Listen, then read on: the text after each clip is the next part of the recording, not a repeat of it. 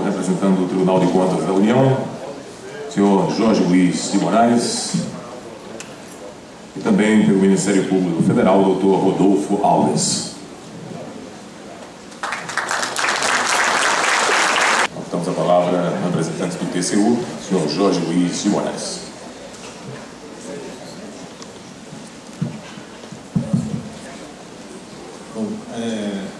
Boa tarde a todos.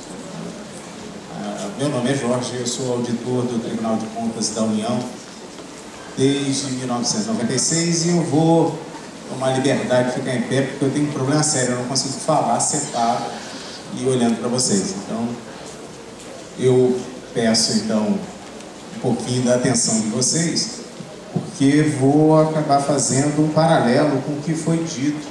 Eu acho que é a maior angústia de quem é gestor dos municípios. Realmente, para o cidadão, e aí coloco aqui não como representante do TCU nesse evento, mas como cidadão, e acredito que todos nós aqui, o cidadão ele paga no Brasil impostos de primeiro mundo. Isso é fato. A ordem de grandeza dos contadores estão aqui, por favor, se estiver falando alguma besteira, podem me corrigir. Mas em média, trabalhador normal, que paga impostos mesmo sem saber, contribui para a máquina administrativa e nas 3 esferas de governo algo em torno de 5 meses dos 13 que ele recebe com o 13º salário. Isso é uma carga tributária extremamente elevada. No entanto, serviços, e aí de um modo geral, independente de quem é o responsável por prestá-los, inclusive concessionários e permissionários de serviço público, oferecem serviços que se comparam, em grande parte, a níveis inaceitáveis em países de terceiro mundo. Ou seja, isso onera para a população, para o cidadão brasileiro, encargos, traz encargos que ele não deveria ter, como, por exemplo, educação de qualidade. Sim, educação de qualidade, não só educação. Acesso à educação universal, direito universal, ele tem sido atendido. O problema é com que qualidade é prestado esse serviço de educação. A mesma coisa se dá com saúde. E por que não falar de segurança pública? Então envolve, né? E realmente, acho que a última citação que foi feita pelo... Não. A última citação que foi feita... Sim, um pouquinho. É exatamente isso. Estudos realizados pelo Tribunal de Contas apontam que realmente existe um problema endêmico do Brasil, não é um problema endêmico da natureza do ser humano, que é a corrupção. Onde não há controle, onde não se socializa a informação, é sim mais propício à ocorrência de corrupção. Mas o que mais se vê é justamente o gasto mal feito. E gasto mal feito, e aí eu vou fazer meia-culpa, puxando para a esfera federal, que afinal de contas é responsável pela maior parte do bolo que é arrecadado e, consequentemente, gasta parte desse bolo. Recentemente, nós terminamos um trabalho que foi pioneiro aqui na Paraíba, mas contando com um diagnóstico realizado em 4 estados, incluindo a Paraíba. Foi Paraíba, Pernambuco, Rio Grande do Norte e Ceará, no que tange as obras de esgotamento sanitário que atingem municípios que serão contemplados com as obras da Transposição São Francisco. O que foi encontrado é que da totalidade de gastos realizados pela União, e aí transferências, execução direta, indireta, enfim, 55% das 142 obras em andamento ou estavam paralisadas ou foram abandonadas. mas um gasto foi feito. E essas obras são prioritárias dentro do PAC. Então, a União gasta mal. O Estado também gasta mal. Estado, ente federal. E o município também. Isso por quê? E aí a gente vai fazer uma outra meia-culpa de algo que foi falado. E que, propositadamente, foi o nosso tema, que seria exatamente a parte de controles. Os controles existentes em cada uma das atividades do Estado e que, de certo modo, vai auxiliar os registros contábeis. Então, o link que a gente está fazendo é exatamente esse. O link é exatamente o registro contábil, ele está contando a história, os fatos, fazendo os registros de fatos. Fatos esses que vão estar dentro do processo, por exemplo, de aquisição, de compra, da prestação de serviço. Ou seja, se observam muitas vezes é que esses processos de registros de atos administrativos, eles têm falhas, ou porque eles não existem, ou se existem, eles são precários e não prestam todas as informações necessárias, tanto aos registros contábeis, e mais do que isso, registros contábeis é entendido lá do censo, não o registro orçamentário, execução orçamentária, mas os registros contábeis que vão subsidiar, por exemplo, a tomada de decisão por município. E eu faço aqui um exemplo, passo para os senhores e senhoras, um exemplo bem elucidativo. Tivemos a oportunidade de andar em alguns municípios do interior, em que o nosso objetivo era verificar o seguinte: bom, eu tenho um dispêndio com medicamentos da cesta básica, da farmácia básica, custeada com recursos que também são federais, mas que tem uma parcela significativa também de recursos municipais. E o que se queria era ver o seguinte: olha, não, foi comprado X, e o que foi comprado? Esse material foi distribuído para quem? Isso foi consumido? Está em estoque? Isso foi perdido? Perdeu o prazo de validade porque não teve demanda? E aí tivemos várias situações, desde a inexistência completa de acompanhamento, e ninguém conseguia me dizer onde é que colocaram a amoxicilina que foi comprada para atender os postos de saúde, e nem no posto de saúde apareceu, como também fazem um controle preciso, tempestivo, e que foi criado pela farmacêutica responsável, que tinha um controle feito por fichas de papel. Ela tinha fichas de papel e lá, em 30 inserções aleatórias, a gente conseguiu encontrar os 30 registros, para onde, qual a data e para onde foram alocados aqueles medicamentos, em que posto e tal. Quer dizer, o que deveria ser a regra, que é o controle, acabou sendo exceção. Mas mesmo a regra, quer dizer, mesmo a situação de controle, era feita de uma maneira extremamente desgastante, porque era feito manualmente e com fichas de papel. Não obstante existisse no município contrato de serviços na área de informática com programas ou softwares de controle de estoque. Então, quando eu vejo a necessidade, e concordo com o deputado, e digo mais ainda, sou extremamente favorável a uma repactuação desse pacto federativo, a questão da distribuição tributária, da distribuição de recursos, mas principalmente a desoneração do cidadão comum, das empresas, porque a gente não pode esquecer que tributo e o Estado não tem a finalidade de criar ou gerar riqueza. Quem gera riqueza é a atividade empresarial. Quem busca lucro e, consequentemente, paga impostos é quem desenvolve a atividade empresarial. O trabalhador, pessoa física, paga uma carga tributária extremamente significativa. Então, hoje, eu diria que o que nós precisamos, e a crise vem trazer essa oportunidade, é melhorarmos a qualidade dos gastos que nós fazemos. Para isso, e os senhores e senhoras vão ter amanhã, uma palestra, já antecipo, a questão dos controles. Os controles internos.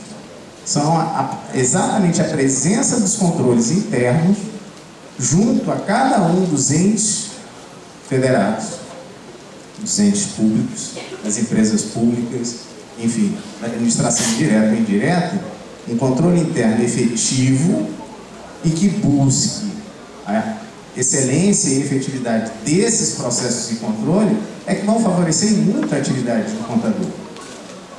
E aí sim, uma contabilidade completa, com dados completos, que vão subsidiar aquilo que o deputado falou logo no início. Olha, peguem lá o que vocês tinham de orçamento dos últimos 3 anos, já estão 3 anos, né, trabalhando, e aí você tem uma estimativa de quanto deve ser a sua LOA no ano que vem. Quer dizer, não só o crescimento vegetativo da despesa ou das demandas, mas saber onde alocar os recursos que são necessários a atender as demandas que são realmente importantes para a população.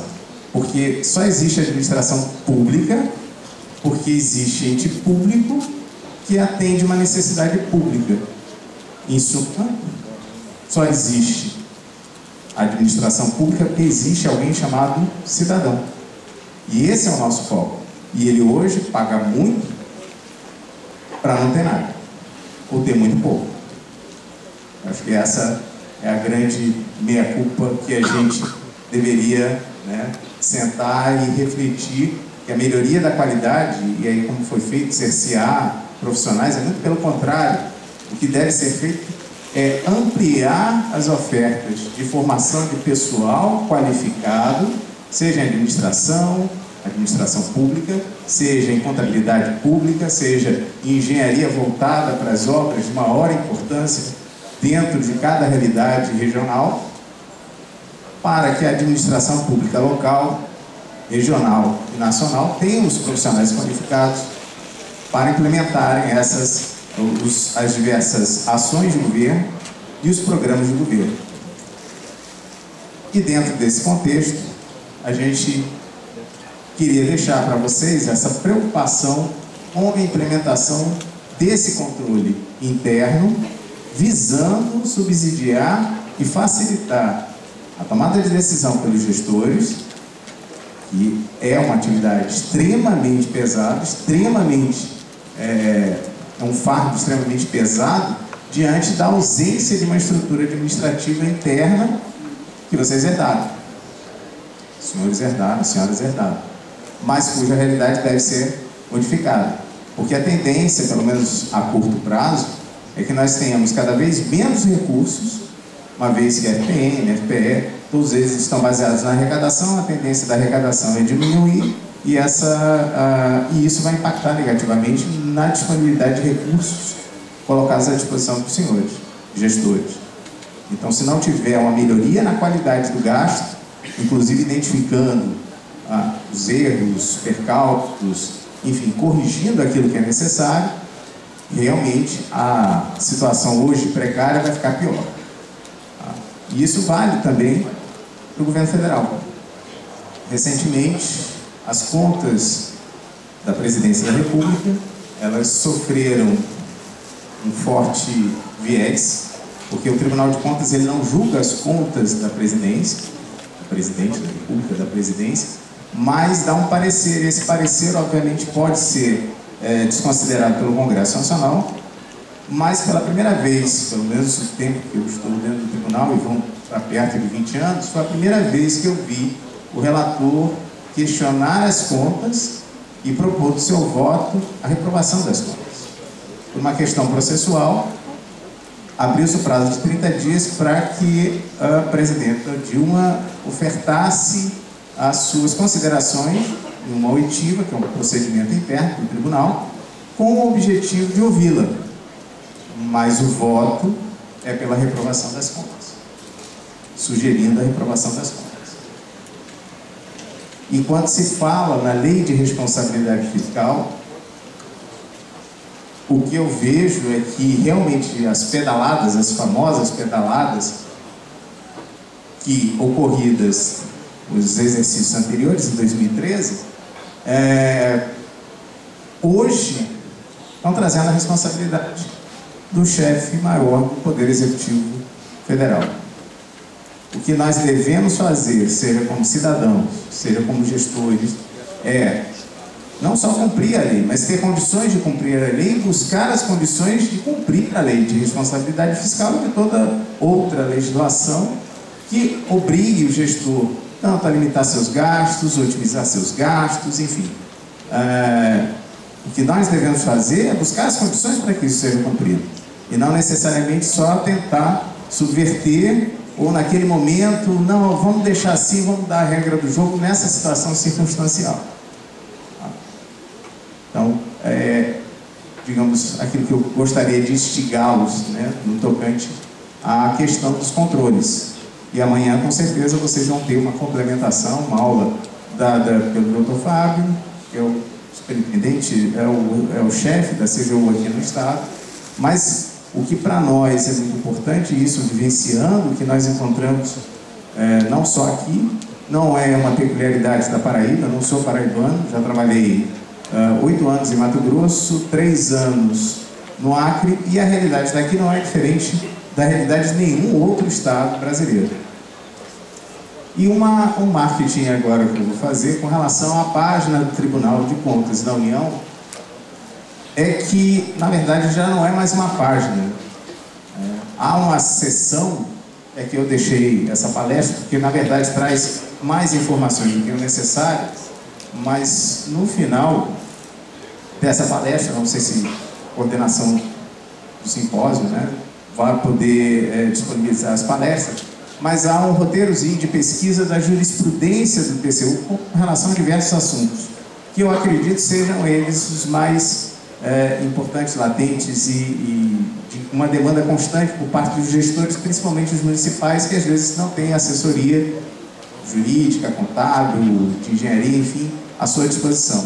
E lá, nessa jurisprudência, há a possibilidade de se buscar um entendimento que a Corte de Contas Federal tem, que tem competência sobre todo e qualquer aplicação de recursos federais, tem sobre determinado assunto. Então, eu sugiro aos senhores e às suas equipes que, ao se depararem com determinada situação e houver dúvida se aquilo está ou não de acordo com os normativos existentes e qual o entendimento do tribunal, que isso seja feito, até para evitar problemas futuros na prestação de contas feitas com convênios e transferências de recursos federais.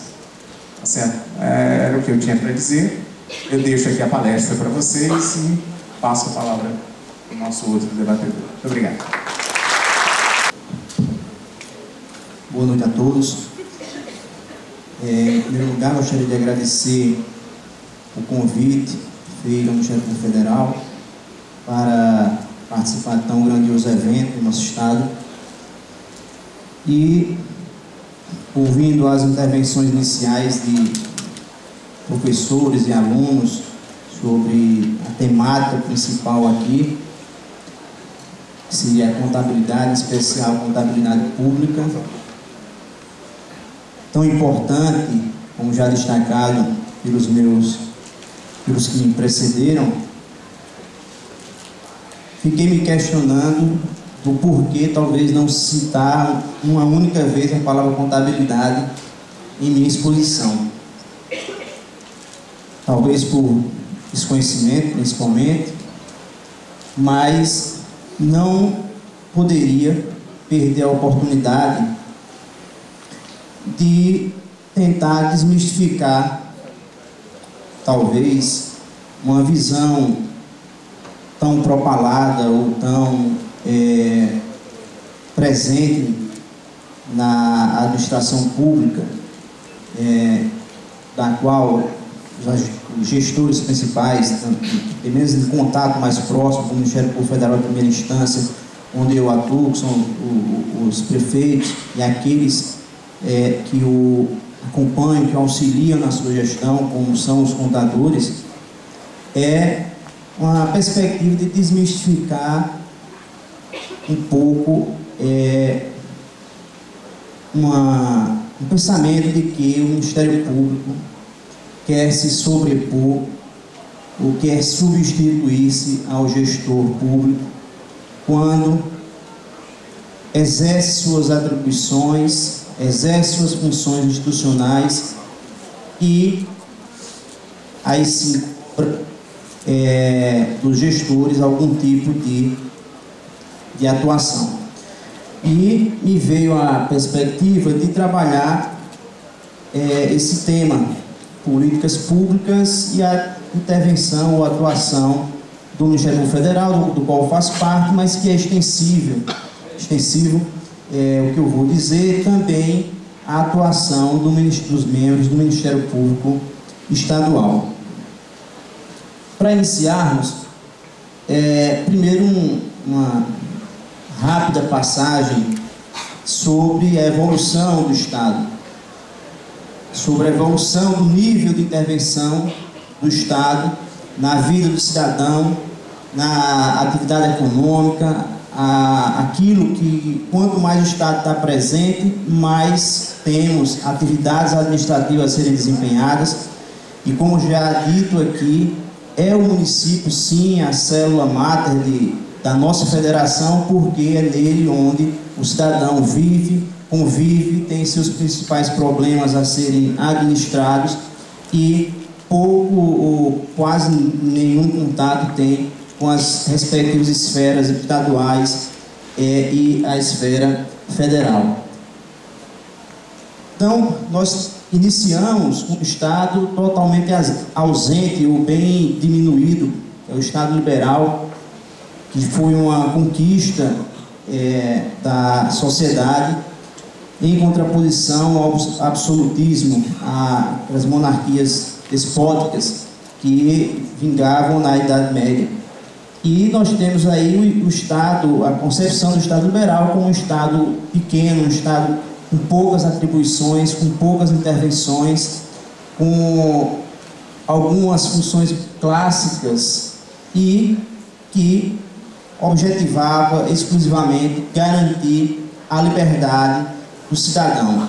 Nessa época surgem, que a gente vai tratar no decorrer, os direitos ditos de primeira geração, são os direitos da individualidade, os direitos, o direito à vida, o direito à liberdade de expressão, que, dentre outros, o direito à propriedade, que é a base do capitalismo, e que temos aí um Estado ausente, um Estado distante de maiores intervenções. Evoluímos para um Estado social que temos aí algumas variações, mas desde a máxima que seria o comunismo, o socialismo, mas mesmo naqueles estados ditos democráticos, nós tivemos o surgimento do Estado social, quando o Estado ele passa a intervir de maneira mais presente na atividade, na vida do cidadão, na atividade econômica e em diversas instâncias. Isso traz para o Estado a necessidade de prestar oferecer algumas prestações ao cidadão, coisa que ele estava ausente. E daí nós temos os direitos à saúde e assistência social, o direito à educação como retratos desse período. E mesmo nesse estado aqui, como eu disse, em alguns deles, principalmente, em alguns locais principalmente, ocorreu uma supressão bem mais presente da liberdade dos indivíduos. Então, os indivíduos abriram mão de uma liberdade em favor de prestações ou contra prestações por parte do Estado. E evoluímos, por fim, para o Estado Democrático de Direito, base do nosso Estado hoje, reconhecido e firmado pela nossa Constituição, onde existe um equilíbrio, uma busca pelo equilíbrio entre a liberdade e a igualdade. Neste ambiente, traz de volta a participação, a maior presença do cidadão na discussão das questões públicas. E surge também nesse ambiente a questão dos direitos ditos de terceira geração, já que no Estado Social nós tivemos direitos de segunda geração. O que caracteriza esses direitos de terceira geração? São direitos que pertencem a toda a comunidade de maneira difusa ou a uma grande parcela dela de maneira coletiva. Então, é o que a gente trabalha, e isso tem influência na atuação do Ministério Público, quando nós temos aí, né, na evolução dos direitos, os direitos o direito ao meio ambiente ecologicamente equilibrado, entendeu? Essa sendo uma das expressões principais. Então, passamos aí a ter uma qualificação maior da atuação estatal. O Estado ele não é totalmente ausente, também não sufoca o indivíduo, mas traz no Estado democrático de direito o indivíduo para perto de si como elemento de contribuição, como elemento de discussão, como elemento de qualificação da estrutura estatal.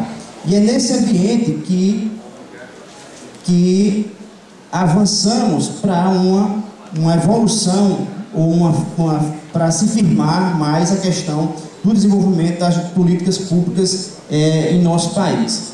Primeiro, um conceito rápido de políticas públicas, que é justamente um conjunto de programas, ações ou atividades que são desenvolvidos pelo Estado, como objetivo ou alguns objetivos específicos em favor de toda a sociedade, quando se trata de um direito universal, como é a saúde, ou então em ou para algum segmento social ou econômico. Nós temos aí algumas políticas públicas relacionadas aos portadores de necessidades especiais, políticas públicas envolvendo os afrodescendentes, os indígenas. Então nós temos aí algumas políticas segmentadas, né, por alguns critérios que não abrangem uma universalidade. E daí a gente começa a se perguntar como, pelo menos teoricamente, e aí essa talvez seja a razão dos maiores problemas que envolvem a execução das políticas públicas, é que não existe um acompanhamento no marco teórico entre como se dá uma formatação da política pública e aquilo que nós temos de prática em nosso país, de prática por parte dos nossos governos e também de prática por parte da própria sociedade, ou de cada cidadão individualmente. Então, essas aqui são algumas as etapas, digamos assim, para se formatar uma política pública. Em primeiro lugar, nós temos a formação da agenda. O que seria essa formação da agenda? Nós teríamos aí a identificação dos problemas que vão ser trabalhados por aquela política pública, por aquele tipo de atividade estatal. E daí, percebam que no conceito já existe toda uma junção de alguns aspectos que nós não vemos na prática. Seria a vontade política, uma mobilização social e uma avaliação do custo-benefício daquela política pública. Que nós temos, desde o início, talvez, algo que é feito ou iniciado de maneira de cima para baixo, quando se trata, por exemplo, de uma política pública, como já bem colocado aqui, que é instituída, estabelecida pelo governo federal, ela vem meio que de cima para baixo, sem qualquer participação na discussão de sua formatação, tanto dos estados como e principalmente dos municípios, que são, ou na maioria das vezes serão, os responsáveis por aquela execução da política ao final, quando já estivermos na fase de execução. A segunda fase seria esse planejamento. E aí voltamos ao que já foi tocado aqui, pelos que me precederam, a necessidade de todo órgão de executar ou de delinear um planejamento das ações que serão adotadas. Então, não dá para se trabalhar numa perspectiva administrativa coerente, responsável, sem um mínimo planejamento. Na sequência, nós teríamos, então, a escolha das ações. Então, nós temos uma identificação da problemática, quais problemas serão atingidos. A partir daquele panorama, nós vamos fazer um planejamento. O planejamento vai oferecer não só as ações possíveis, como aquelas que também não seriam, assim, seriam contraproducentes em relação à execução ao objetivo daquela política pública, e aí chega esse momento de se escolher quais ações seriam ou serão futuramente implementadas. Então, nesse momento, entra a responsabilidade dos governantes, entra a responsabilidade principalmente do legislador, quando ele é chamado a fixar aquela política pública em algum ato normativo, em uma lei estricto sensu, né? Mas não só o legislador, mas principalmente o Poder Executivo, quando vai executar, quando vai definir os parâmetros daquela política, e também tem uma grande intervenção quando ele vai, por meio de decretos, resoluções, atos normativos infralegais, ele vai especificar, trabalhar a efetiva realização. Então, nesse momento é que também deveria haver uma maior participação de todos aqueles responsáveis ou corresponsáveis pela fase seguinte, que é a fase da execução da política pública. Nela é que aí sim entra a problemática, porque já está definido todo um panorama, já foi a princípio feito um planejamento e já foram escolhidas aquelas ações que são propícias a atingir determinados resultados. Então passamos à parte da execução, que seria a implementação efetiva da política pública. Nesse momento é que costumam surgir os problemas, porque se está tudo definido, a quantidade de recursos a ser aplicada em determinada política, a forma de repasse, a responsabilidade de cada ente, qual será a atividade, qual será a ação, qual será aquela meta que se pretende atingir, então no momento da execução pouco se sobra para o gestor, pouco tem de espaço de movimentação o gestor quando chega um pacote completo, um pacote definido, um pacote já fechado de ações e também de recursos envolvendo isso. Então, aí é que a problemática ela se torna mais presente no dia a dia da execução, quando se percebe que, por uma ausência de maior participação na fase inicial, ou então de problema na escolha das ações, se vê que aquela política pública ela não consegue atingir os seus resultados. E por fim, teremos a fase de avaliação, que é justamente a necessária reflexão que o poder público tem que fazer em relação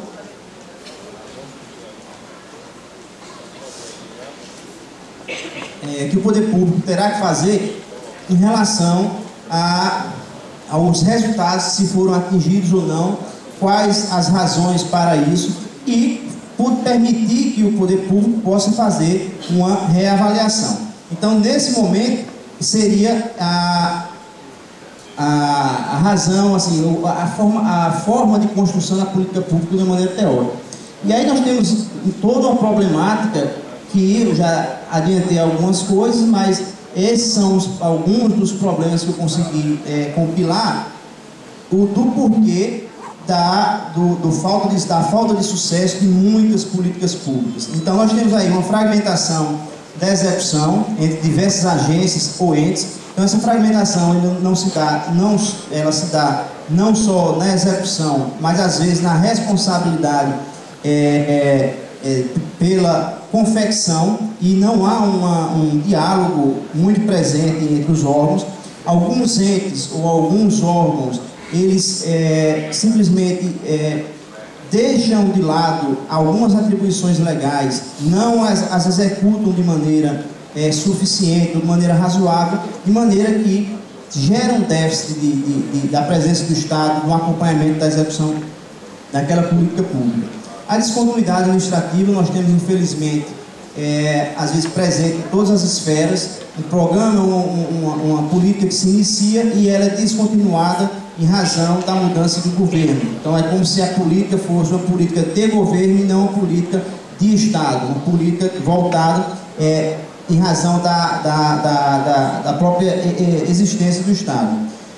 Um detalhe muito gritante, que é o baixo nível de envolvimento da população.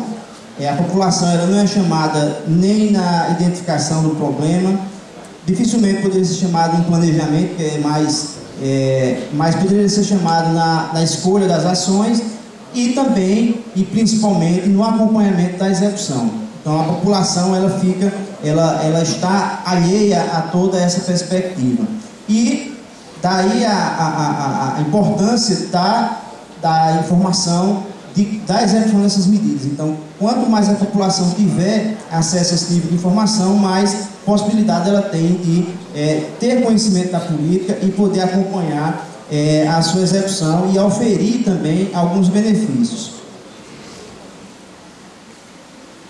Daí entramos, eu vou passar de maneira mais rápida, vou avançar logo para alguns instrumentos. Nós temos aí onde é que entraria toda nessa problemática a atuação do Ministério Público Federal. Nós temos aí algumas perspectivas de marcos normativos que embasam a atuação do Ministério Público, tanto na Constituição Federal como no caso do Ministério Público Federal, na nossa lei orgânica do Ministério Público da União, que é a Lei Complementar 75/93. E essa lei, esse quadrante normativo, ele fixa, ou ele nos oferece todos esses instrumentos aí, que é justamente a temática que às vezes impõe ou subsidia a atuação do órgão, que às vezes torna incompreensível em alguns instantes. A base de tudo é o inquérito civil público. Esse instrumento básico. Toda notícia ou toda representação que um cidadão ou um órgão direciona ao Ministério Público, ele dá ou deveria dar em seja a instauração do inquérito civil, que nada mais é do que um instrumento de reunião de informações sobre determinado fato para se formar, ao final, ou ir se formando durante o transcurso dele, uma opinião do órgão, do representante do Ministério Público em relação àquele fato. Então, essa é o colchão, onde as outras ações elas se apresentam.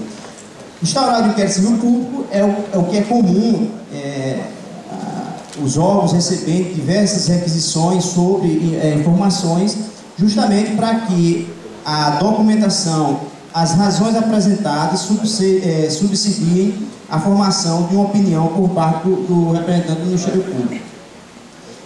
Diante daquelas informações iniciais, nós temos aí a possibilidade de realização de audiências públicas. Essas audiências públicas entrariam também desde aquela fase da formatação das políticas públicas, mas não é um instrumento tão utilizado pelos gestores em relação para consecução dos objetivos da política.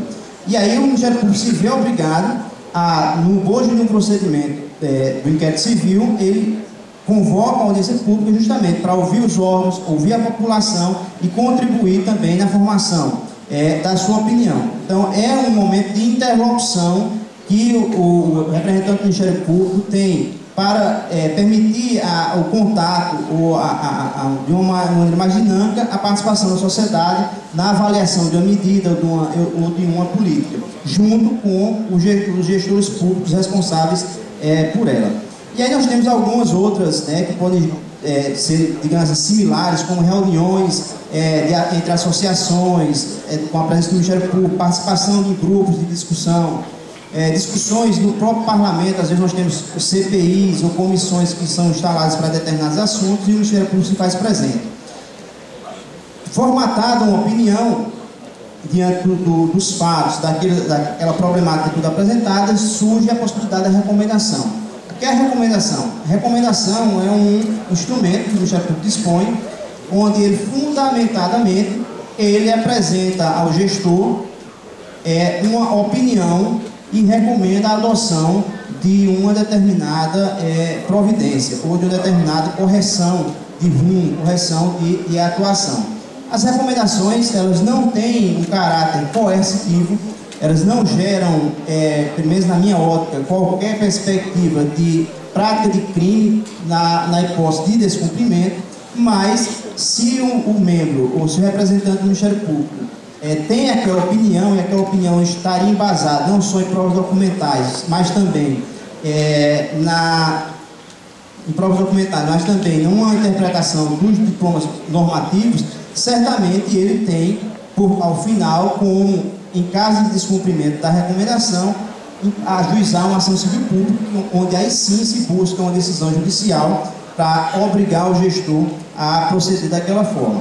Ou então, uma outra saída seria, caso haja concordância do gestor, seria firmado um termo de ajustamento de conduta, que aí sim, firmado esse termo de ajustamento de conduta, aí passa sim a ser uma obrigação do ente público, do gestor, o atendimento daquilo que foi acordado, sob pena de já se passar para uma execução e o judiciário determinar de maneira mais rápida, por ser uma ação de execução, o atendimento daquela demanda.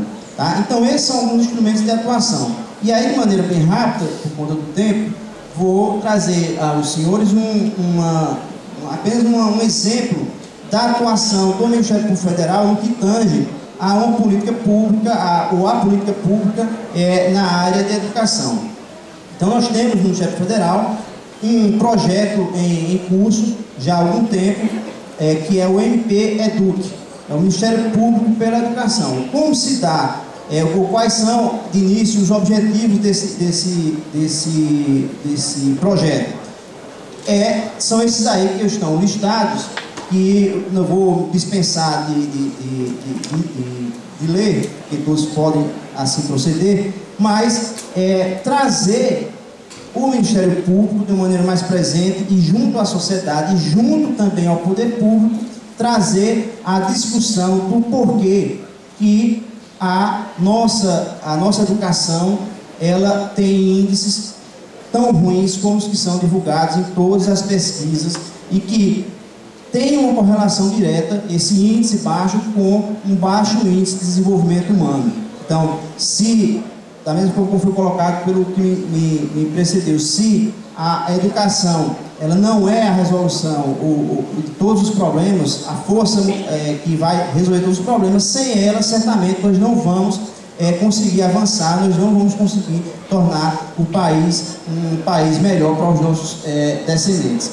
E nessa temática, firmado aqueles objetivos, nós temos aí um resumo de como se dá ou quais são as etapas desse projeto do Ministério Público Federal, em conjunto e em parceria com o Ministério Público Estadual. Primeiro, é identificado ou escolhido alguns municípios com um índice de desenvolvimento humano mais baixo, justamente para tentar apontar ou tentar melhorar esse índice sob a ótica ou sob a perspectiva da melhoria da educação. É feita uma reunião inicial do Ministério Federal com o estadual. Na sequência, se faz uma reunião com os gestores, secretária estadual ou secretaria municipal da educação, justamente com o objetivo de apresentar o projeto e mostrar ao gestor a perspectiva do Ministério Público Federal, a perspectiva do Ministério Público de, diante daquela situação, procurar alternativas para melhorar a educação naquela localidade. Na sequência, é feito ou é disponibilizado um questionário um questionário virtual que será respondido pelas escolas, pais, alunos e professores, gestão escolar, com o objetivo justamente de mapear, ou termos um diagnóstico firmado em uma pesquisa com as pessoas diretamente envolvidas e interessadas, para se ter formatar um diagnóstico. Juntadas todas essas informações, nós temos então a realização de uma audiência pública. Mais uma vez, a importância da proximidade da sociedade junto ao poder público, com essa intermediação do Ministério Público, para que seja ouvida da sociedade diretamente, principalmente daqueles que não tiveram oportunidade de responder o questionário, ouvir, identificar problemas e, diante da situação, buscar apontar soluções. Após essa audiência, há uma visita presencial às escolas para se materializar de maneira com fotografias em um relatório a situação presente da escola. Fechadas essas visitas, há sim uma definição, uma identificação das demandas. Então, o que é que ocorre? As demandas serão inúmeras, certamente muito maiores do que a disponibilidade orçamentária, a disponibilidade financeira dos municípios. Então, além dessa identificação, nós teríamos que escolher prioridades para se trabalhar e para se alcançar na execução do projeto.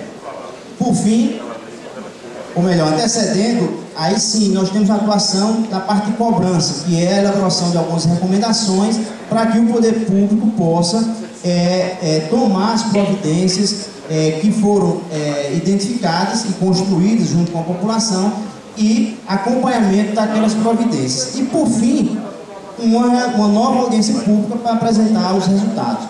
Então, vê e se percebe que a perspectiva do Ministério Público nesse projeto e também outras atuações na temática da execução das políticas públicas nunca é substituir o gestor público, mas procurar contribuir com a execução dessas medidas de maneira a permitir uma maior interação entre o gestor e a comunidade. E aí, algumas conclusões rápidas que, em especial, que a minha perspectiva de desmistificar essa interpretação ou essa visão que o gestor possa ter da atuação do Ministério Público. Então, o Ministério Público ele tem que cobrar, ele é obrigado a cobrar, mas antes de tudo, em especial no que se refere à execução de políticas públicas, nós temos um papel de formular a interlocução, ou fomentar a interlocução da sociedade, que às vezes é pouco ouvida ou nunca é ouvida na execução, principalmente na execução dessas políticas que visam beneficiar toda a sociedade como um todo, de maneira que ela deveria ser a principal envolvida e principalmente interessada na cobrança de sua execução. Então, deixo essa mensagem, agradeço mais uma vez a oportunidade, em razão do tempo aí corrido, não podemos nos deter um pouco mais, mas agradeço mais uma vez a oportunidade.